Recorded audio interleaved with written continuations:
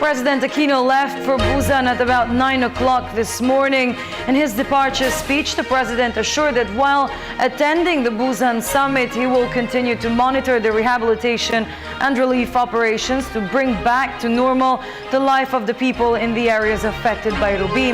He also said that the Busan summit will be a good opportunity to further enhance the bilateral relationship of the Philippines and South Korea. More from Rocky Ignacio. President Aquino will be on top of the situation on government's efforts to bring back normalcy in areas devastated by strong Typhoon Ruby while in South Korea. The president made the assurance before he left for Busan this morning to attend the ASEAN-South Korea commemorative summit. He reiterated that just like readiness to mitigate the effect of calamities, the Philippines has international commitment to improve relations with other countries. Bago pa man dumating ang Bagyong Ruby, nakausap ko na po ang Korean Ambassador to the Philippines, ang kagala-galang na Liyok.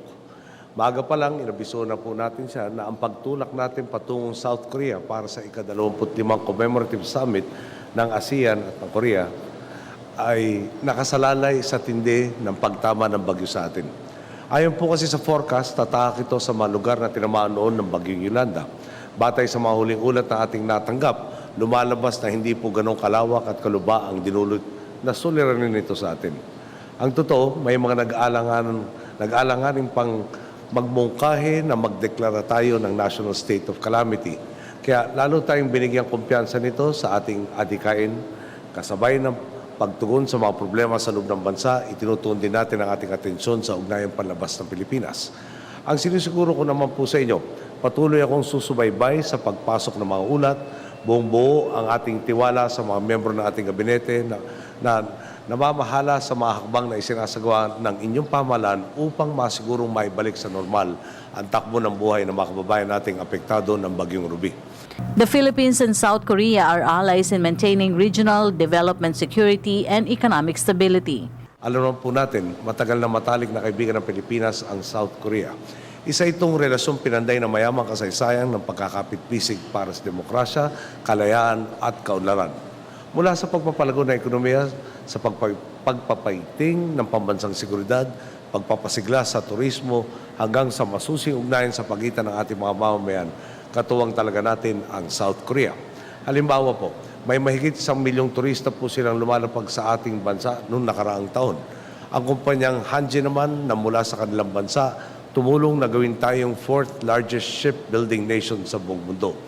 Ayon na yan sa mga datos para sa unang bahagi ng taong 2014. Noong sinalanta naman tayo ni Yolanda, nariyan din ang South Korea na nagpaabot ng tulong tulad na lang ng pagpapadala ng kanilang araw troops sa mga apektado nating komunidad. Aside from trade and investments, the President will push for measures and better cooperation to address climate change.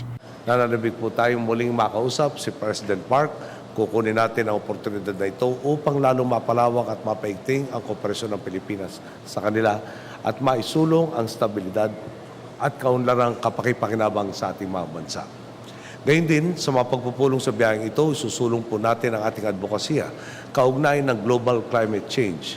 Kung tatanungin nga po tayo tungkol sa ating best practices sa paghahanda at pagtugon dito, hindi tayo mag-aatubaling ibahagi ang ating karanasan at kaalaman ukol sa usapin.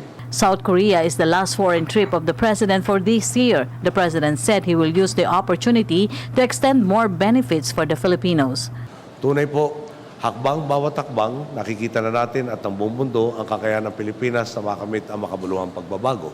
Kaya naman, tuloy-tuloy lang tayo sa pagtaak sa tuwid na daan, patuloy tayong mag-ambagan at pagmalasakit sa isa't isa, at tsaka po, tuloy-tuloy lang din ang kolektibo nating pagsulong tungo sa isang mas maunlad at mas masaganang kinabukasan. For the People's Television, Rocky Ignacio.